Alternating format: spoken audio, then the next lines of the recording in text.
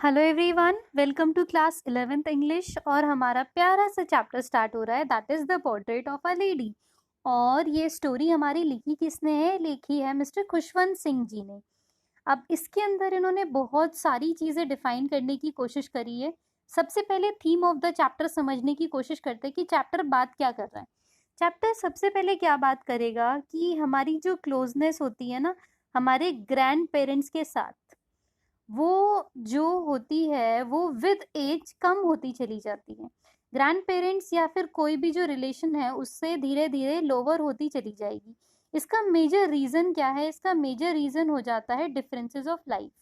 आज हमारी लाइफ कहीं और है, कल हमारी लाइफ कहीं और है। तो छोटे में जो हमारे ग्रैंड पेरेंट्स बोलते हैं वो हमको बिल्कुल सही लगता है।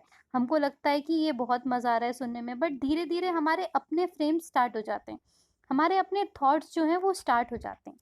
तो यहाँ पर जो खुशवंत सिंह है वो रिलेशन बता रहे हैं अपना और जो उनकी ग्रैंड मदर है उनका, कि किस तरीके से जो इनका ग्रैंड मदर और इनका जो रिलेशन था वो बचपन में था, किस तरीके से ये धीरे धीरे जाके डेवलप हुआ, कम हुआ, कैसे इनका बॉन्ड इंक्रीज हुआ, डिक्रीज हुआ। ये सब चीज़ें हैं। फ्रेम कहाँ से शुरू होता है कि खुशवंत सिंह के जो पेरेंट्स हैं वो इस समय शहर में हैं, सिटी में है। और खुशवंत सिंह अपनी जो ग्रैंड माँ है उनके साथ विलेज में रहते हैं। अब जो पेरेंट्स हैं वो सिटी में हैं ताकि वो सिटी में सेटल हो सकें और बच्चों को एक अच्छी लाइफ दे सके, अपने बच्चे को अच्छी लाइफ दे सकें। तो तब तक के लिए उन्होंने उनको ग्रैंड माँ के पास छोड़ दिया है। अब खुशवंत सिंह क्या बोलते हैं कि my grand mother like everybody's grand mother, मेरी जो मम्मी है सबकी ग्रैंड मदर के जैसे बहुत ही, मेरी ग्रैंड मम्मी जो है वो सबकी ग्रैंड माँ के जैसे बहुत ओल्ड है। मतलब वो लगभग 20 साल से ऐसी रिंकल्ड और ऐसी ओल्ड है जब से मैं उनको जानता हूँ। लोग कहते हैं कि वो पहले बहुत यंग और प्रिटी हुआ करती थी, उनका एक हस्बैंड भी हुआ करता था, बट मेरे लिए तो बड़ा हार्ड है ये चीज़ बिलीव करना। अब जो ग्रैंडफादर का पोर्ट्रेट है, यानी कि जो मेरे ग्रैंड पापा का पोर्ट्रेट है, वो ड्राइंग रूम में लगा हुआ है, फोटो लगी हुई है। उन्होंने एक बड़ा टर्बन पहन रखा है, लूज फिटिंग क्लोथ्स पहन रखे हैं। उनकी लॉन्ग वाइट कलर की दाढ़ी है जो उनके चेस्ट पे कवर है, और कम से कम वो 100 साल के तो लगते ही हैं। मतलब वो ऐसे पर्सन नहीं लगते जिनकी एक शायद वाइफ भी हो, चिल्ड्रन भी हो। ऐसा लगता है उन्हें देख के कि उनके हमेशा lots and lots of grandchildren ही रहे होंगे, मतलब इतने बूढ़े लग रहे हैं वो। और जो ग्रैंड मदर मेरी यंग एंड प्रिटी थी, ये थॉट मेरे लिए बड़ा रिवॉल्टिंग था, थॉट रिवॉल्टिंग था, यानी कि मैं सोच भी नहीं सकता था कि मेरी यंग जो ग्रैंड माँ है वो कभी यंग एंड प्रिटी हो सकती है। अब वो हमेशा हमें बताती थी कि कौन से गेम वो एज अ चाइल्ड खेलती थी, बट ये बड़ा हमें क्वाइट एब्सर्ड और अनडिग्निफाइड लगता था उनके पार्ट पे। अनडिग्निफाइड और एब्सर्ड कैसे कि हमको लगता ही नहीं था, हमें ये नहीं लगता था वो कभी यंग होगी, तो हमें ये कैसे लगेगा कि वो कभी चाइल्ड भी थी। और जो उनके फेबल्स थे, कहानियाँ जो थी, हमको वो बहुत पसंद आती थी। वो कैसी हैं? वो थोड़ी-सी शॉर्ट सी, फैट हैं और स्लाइटली बेंट हैं। बेंट क्यों? क्योंकि एक एज के बाद आपकी कमर थोड़ी-सी बेंट होना शुरू हो गई है। उनके फेस पे बहुत सारे क्रिस क्रॉस हैं रिंकल्स के, क्योंकि एज के साथ रिंकल्स भी होने शुरू हो जाते हैं। एवरीवेयर टू एवरीवेयर, हर जगह फेस पे रिंकल्स हैं। अब now we were certain that she had always been as known her. अब मुझे क्या लगता है कि वो हमेशा ऐसी ही दिखती थी, ओल्ड। और वो धीरे-धीरे और भी ओल्ड हो रही थी, या शायद नहीं भी हो रही थी। मतलब ऐसा लग रहा है कि वो इतनी ओल्ड हो गई कि अब वो ओल्ड हो ही नहीं सकती। मतलब सेम एज की लगती है वो लगभग 20 साल से। तो वो कभी भी शायद प्रिटी नहीं होंगी जैसे लोग कहते हैं, बट हाँ वो हमेशा ब्यूटीफुल हैं। और जो वो हमेशा हाउस में कैसे कपड़े पहनती थी? स्पॉटलेस वाइट कपड़े पहनती थी। और वन हैंड में उनके हाथ में क्या होते थे? बीड्स ऑफ रोजरी, जो मालाएं होती है ना। और जो सिल्वर लॉक्स थे वो स्कैटर्ड होते थे उनके फेस पे। सिल्वर लॉक्स यहाँ पे यूज हुआ है उनके वाइट ग्रे बालों के लिए, जो उनके बालों पे जो उनके फेस पे उनके बाल आ जाते थे और वाइट कलर के होते थे। और उनके लिप्स कॉन्स्टेंटली इनऑडिबल प्रेयर में जैसे जाप करते हैं ना, वैसा लगता था। यस, वो बहुत ब्यूटीफुल थी। She was very beautiful.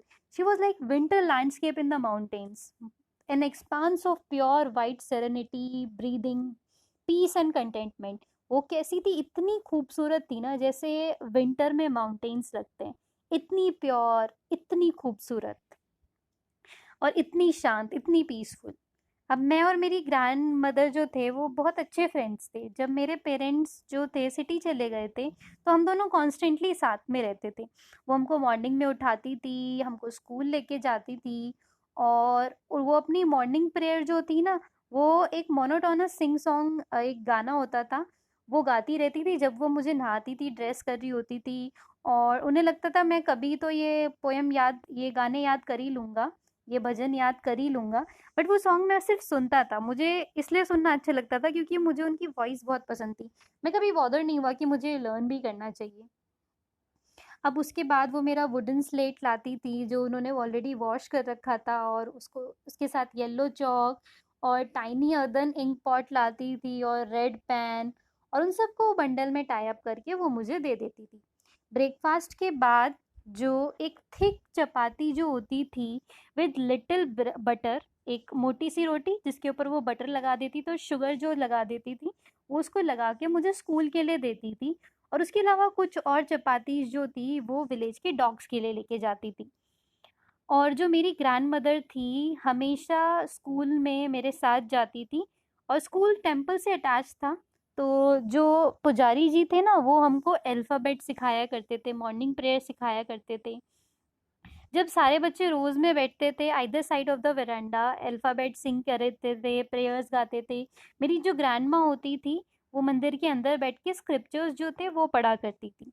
जब हम दोनों का काम हो जाता था तो हम दोनों एक साथ घर वापस आया करते थे, और इस समय जो डॉग्स होते थे वो हमको मिलते थे, और वो हमको होम तक फॉलो करते थे, और एक दूसरे से लड़ाई झगड़ा करते रहते थे जब हम उन पे चपातियाँ डालते थे, क्योंकि जो डॉग्स होते हैं उनको क्या था, मैं चपाती लूंगा, नहीं मैं चपाती लूंगा, ऐसे वो लड़ाई झगड़ा करने लगते थे।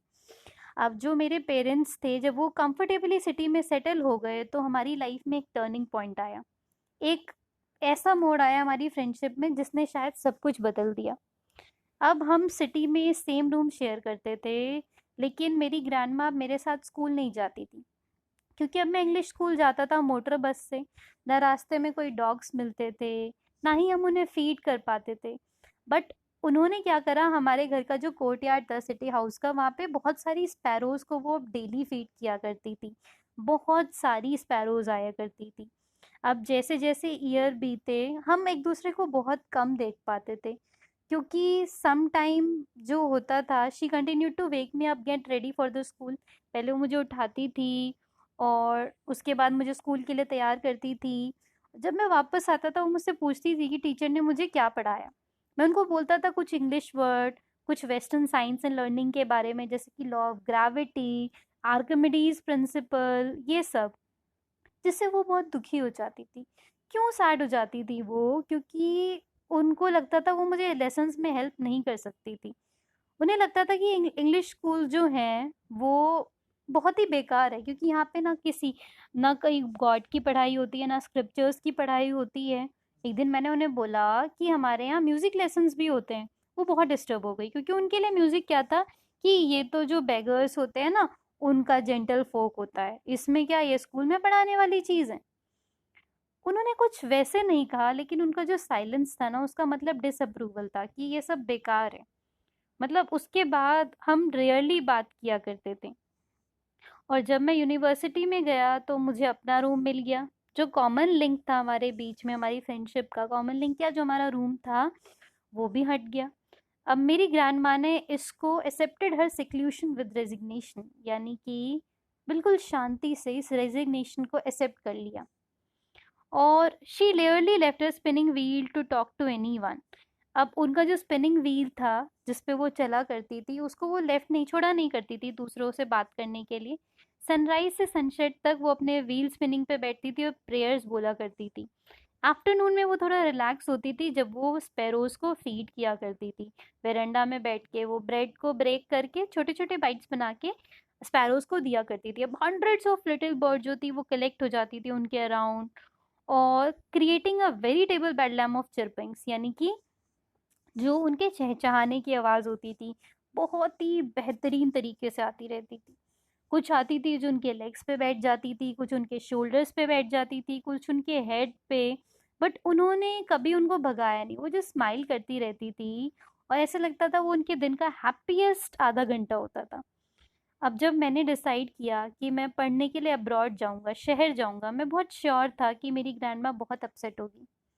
मतलब मैं यहाँ से अवे रहूँगा 5 साल तक के लिए, और at her age one could never tell, और मुझे बहुत डाउट था कि मैं शायद वापस आके उनसे मिल भी पाऊँगा या नहीं, क्योंकि वो ऑलरेडी बहुत ओल्ड थी, बहुत एज हो चुकी थी। बट अब देखिए सिचुएशन बहुत सेंटिमेंटल थी, but she was not even sentimental, but वो लग नहीं रही थी, या तो वो थी नहीं, बट ऐसा तो हो नहीं सकता, she was not showing it. She came to know, मतलब जब उनको ये चीज़ें पता चली, वो मुझे लीव करने आई रेलवे स्टेशन पे, बट हमने कोई बात नहीं करी। उनके लिप्स अब भी प्रेयर में ही मूव कर रहे थे, उनका जो माइंड था अब भी प्रेयर में ही लॉस्ट था, उनकी जो फिंगर्स थी वो बिजी थी, रोजरी जो अपनी माला थी उसको जपने में। साइलेंटली उन्होंने मेरे फॉरहेड पे, मेरे माथे पे किस किया, और जब मैं वहाँ पे लेफ्ट हुआ, I cherish the most impressed as perhaps the last sign of physical contact between us. और जो उनका किस था, मुझे लग रहा था that was the last physical contact जो मेरे और उनके बीच में हो रहा है। But that was not so. जब मैं 5 साल बाद आया, मैं उनको स्टेशन पे मिला, वो ऐसा नहीं लग रहा था कि एक दिन भी और ओल्डर हुई है, she still look the same. मतलब उनके पास अभी वर्ड्स के लिए टाइम नहीं था। वो उन्होंने जब मुझे देखा, उन्होंने मुझे गले लगाया, और तब भी वो प्रेयर्स ही बोल रही थी।